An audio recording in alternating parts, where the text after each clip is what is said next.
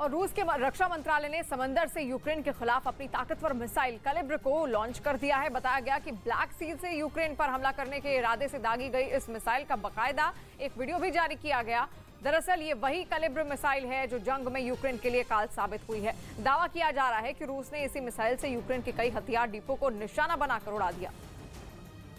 उधर यूक्रेन के डोनेस्क में चल रही जंग में रूस ने पूरी ताकत झोंक दी है। बताया गया कि ज़ेलेंस्की की सेना को मात देने के लिए रूस अब और ज्यादा आधुनिक टैंकों को जंग के मैदान में भेज रहा है और वो किसी भी हाल में यूक्रेन की सेना को पीछे खदेड़ना चाहता है। रूसी फौज ने डोनेस्क की ओर टैंकों के साथ कूच कर रहे अपने सैनिकों का एक वीडियो जारी किया, जिसमें जेड निशान बने कई टैंक सड़क से गुजरते दिखाई दिए। बताया गया कि सभी टैंक डोनेस्क के उस इलाके में जा रहे थे जहां पर यूक्रेन के सैनिकों के साथ भीषण जंग जारी है। दावा किया गया कि पुतिन की सेना पुराने हथियार और टैंकों के साथ ज़ेलेंस्की की फौज का मुकाबला नहीं कर पा रही है और यही वजह है कि अब उसने अपने सैनिकों की ताकत को बढ़ाने के लिए आधुनिक टैंकों को भेजना शुरू कर दिया है। वहीं खार्किव में यूक्रेन के पैलेस ऑफ कल्चर पर रूस ने रॉकेट से हमला बोल दिया, जिससे वहां भारी तबाही मच गई। बताया गया कि इस हमले में 11 साल के एक बच्चे समेत 7 लोग जख्मी हो गए। क्योंकि यह हमला इतना जोरदार था कि उसकी चपेट में आने वाले को नुकसान पहुंचना तो निश्चित था। रूस के इस रॉकेट हमले का जो वीडियो सामने आया उसमें साफ दिखा कि यूक्रेन के पैलेस ऑफ कल्चर के पास से कुछ गाड़ियां गुजर रही थी, तभी उस इमारत पर एक रॉकेट जाकर गिर गया, जिसके बाद वहां जोरदार धमाका हुआ और फिर वहां से भारी मात्रा में धुआं उठता नजर आया, जो कि कुछ ही देर में पूरे इलाके में फैल गया। बाद में वहां फायर ब्रिगेड की टीम पहुंची और आग को बुझाने के काम में जुट गई, लेकिन 1977 में खुला यूक्रेन का ये पैलेस ऑफ कल्चर रूस के इस हमले में पूरी तरह तबाह हो गया। वहां मौजूद ऑडिटोरियम, 3 डांस हॉल और कई कमरे चंद सेकंड में मलबे में तब्दील हो गए। और आरजेडी ने जातीय जनगणना पर नीतीश के साथ ऐलान किया। जातीय जनगणना को लेकर बिहार में सियासी पारा गर्म। आरजेडी का बयान, इस मामले में नीतीश कुमार के साथ तेजस्वी जेडीयू विधायक का 3 दिन पटना में रुकने का फरमान। 1 जून को राम मंदिर के गर्भगृह की आधारशिला रखेंगे सीएम योगी, वैदिक ब्राह्मण कराएंगे पूजा। सीएम योगी को भेजा गया निमंत्रण पत्र। आज सीबीआई चुनाव बाद हिंसा मामले में टीएमसी नेता अनुव्रत मंडल को पूछताछ के लिए बुलाया गया। कोलकाता में होगी पूछताछ। खबर है कि यूक्रेन के साथ जारी जंग में रूस के उप रक्षा मंत्री का भतीजा मारा गया। यूक्रेन का दावा है कि पिछले 3 महीनों से जारी इस जंग में रूस के करीब 28,000 से ज्यादा सैनिक मारे जा चुके हैं। और अब ब्रिटेन के अखबार डेली मेल ने यह दावा किया कि जंग के मैदान में यूक्रेन ने रूसी सेना के कैप्टन एडम खामकोयेव को ढेर कर दिया, जो कि पुतिन के बेहद करीबी रूस के उप रक्षा मंत्री जनरल यूनुस बेग येवकोरोव के भतीजे हैं। एडम की मौत के बाद फौरन उनके पार्थिव शरीर को रूस भेज दिया गया, जिसके बाद पूरे सैन्य सम्मान के साथ उनका अंतिम संस्कार किया गया। जो वीडियो सामने आया उसमें एडम के पार्थिव शरीर को घेरकर बड़ी संख्या में लोग खड़े दिखाई दिए। इस दौरान सभी ने मौन रहकर उन्हें श्रद्धांजलि दी। इसके बाद कुछ लोगों ने उनके पार्थिव शरीर को एक गाड़ी में रख दिया। अंतिम संस्कार में एडम के चाचा और रूस के उप रक्षा मंत्री यूनुस बेग येवकोरोव सादे कपड़ों में शामिल हुए।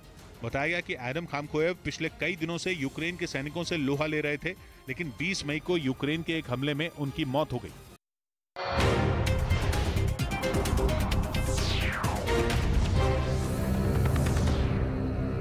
उन्हें मुश्किल लगता है। उधर यूक्रेन की सेना ने एक वीडियो जारी किया जिसमें उसके जवान और टैंक रूस के ठिकानों पर ताबड़तोड़ हमला करते दिखाई दिए। हालांकि ये वीडियो किस इलाके का है इसकी जानकारी नहीं दी गई, लेकिन हमले की तैयारी से पहले जारी वीडियो में यूक्रेन के सैनिक टैंक पर बैठकर हाथ हिलाते नजर आए। इसके कुछ देर बाद इनमें एक रूस के सैनिकों पर ताबड़तोड़ फायरिंग करता नजर आया, तो दूसरा जैवलिन को कंधे पर रखकर रूस के ठिकानों पर बमबारी करता दिखाई दिया। लेकिन जब रूस की ओर से पलटवार हुआ और यूक्रेन की सेना कमजोर पड़ने लगी, तो उन्होंने अपने ताकतवर टैंकों से भारी गोलाबारी की और रूस के ठिकानों को तबाह कर दिया। यूक्रेन ने दावा किया कि उसके जांबाजों के इस हमले में पुतिन की सेना को भारी नुकसान उठाना पड़ा। इस बीच रूस के रक्षा मंत्रालय ने एक वीडियो जारी किया जिसमें उसके खतरनाक लड़ाकू हेलीकॉप्टर यूक्रेन के ठिकानों पर बमों की बारिश करते नजर आए। बताया गया कि ये रूस के का-52 हेलीकॉप्टर थे, जो यूक्रेन के जंगी ठिकानों पर हमला करने के लिए पूरी तरह तैयार दिखे। जैसे ही इशारा मिला उन्होंने उड़ान भरी और निशाने पर दुश्मन के डिपो को ले लिया, जिसके बाद चंद सेकंड के अंदर हेलीकॉप्टर से बम बरसने शुरू हो गए। रूस ने दावा किया कि उसके इस हमले से यूक्रेन के हथियार डिपो तबाह हो गए। हालांकि यह हमला कहां हुआ इसकी जानकारी रूसी फौज की तरफ से नहीं दी गई, लेकिन उसने इस हमले से यूक्रेन को जबरदस्त नुकसान जरूर पहुंचाया, जिसके बाद अपने टारगेट को तबाह कर रूस के हेलीकॉप्टर वापस अपने सैन्य अड्डों पर चले गए। इधर उत्तर प्रदेश के कानपुर में अचानक आई आंधी से लोगों पर आफत टूट पड़ी। हालांकि मौसम बदलने से लोगों को गर्मी से थोड़ी राहत जरूर मिली, लेकिन अचानक आए तूफान की वजह से कई लोगों की जान पर बनाई। इतनी तेज हवा कि कईयों को संभलने का मौका तक नहीं मिला। हालांकि शुरू में पहले धीरे हवाएं चल रही थी, लेकिन एकदम वो इतनी तेज हुई कि आंधी का रूप ले लिया। चारों तरफ धूल छा गई, जिससे बाजार में भगदड़ मच गई। जिसको जिधर मौका मिला वो उधर भाग निकला। एक मोटरसाइकिल सवार तो धड़ाम से गिर गया। पोस्टर हो या बैनर, सब कुछ हवा में उड़ने लगा। इससे पहले कि लोग संभल पाते, टिन के 2 बड़े बड़े शेड तिनके की तरह उड़ते हुए दिखाई दिए, जिनकी चपेट में आने से एक युवक तो बच गया, लेकिन दूसरा उनकी चपेट में आकर वहीं गिर गया। और काफी देर तक लोग इसी तरह वहां फंसे रहे, क्योंकि तूफान की वजह से दिन में ही अंधेरा छा गया। किसी को कुछ दिखाई नहीं दे रहा था, क्योंकि तेज हवा की वजह से हर तरफ धूल ही धूल छा गई। साथ ही कहीं पेड़ गिर गए तो कहीं सड़क किनारे लगे पोस्टर और बैनरों के चीथड़े उड़ गए, जबकि कुछ मकानों के शीशे भी टूट गए। जो घरों के अंदर थे वो तो बच गए, लेकिन जो बाहर तूफान में फंस गए उनमें कई घायल हो गए। किसी का सिर फूटा तो किसी के पैर में चोट लगी, जिनको फौरन अस्पताल पहुंचाया गया। अचानक तेज आंधी और अंधड़, जिसकी रफ्तार 80 किलोमीटर प्रति घंटे की रफ्तार से शहर को अस्त व्यस्त कर दिया।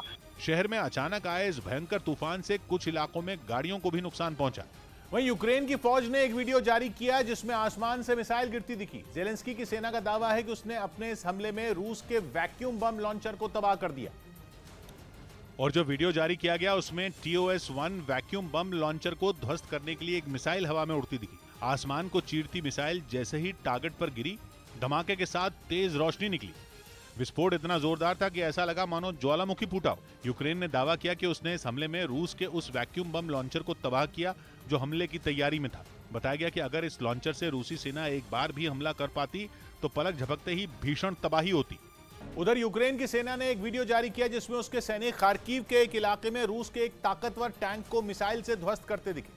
पिछले कई दिनों से इस इलाके पर जेलेंस्की की सेना फिर से कब्जा जमाने में जुटी है और इसके लिए उसने अपनी पूरी ताकत झोंक दी। इलाके से रूसी सैनिकों को खदेड़ने के लिए जेलेंस्की की सेना उन पर कहर बनकर टूट रही है। इसी कड़ी में यूक्रेन की सेना ने रूसी टैंकों को मिसाइल से निशाना बनाया। यूक्रेन ने जो वीडियो जारी किया उसमें मिसाइल हमले के बाद रूसी सेना के एक टैंक के परखचे उड़ते दिखाई दिए। धमाके के बाद वहां आग का बवंडर उठता नजर आया, जबकि उससे निकलने वाले काले धुएं के गुबार ने पूरे इलाके को ढक लिया। इसी तरह जेलेंस्की के सैनिकों ने एक और रूसी टैंक को रॉकेट दागकर तबाह कर दिया। इस हमले से पहले रूसी सेना का एक टैंक बड़ी तेजी से उस रिहायशी इलाके में दौड़ता दिखा। देखकर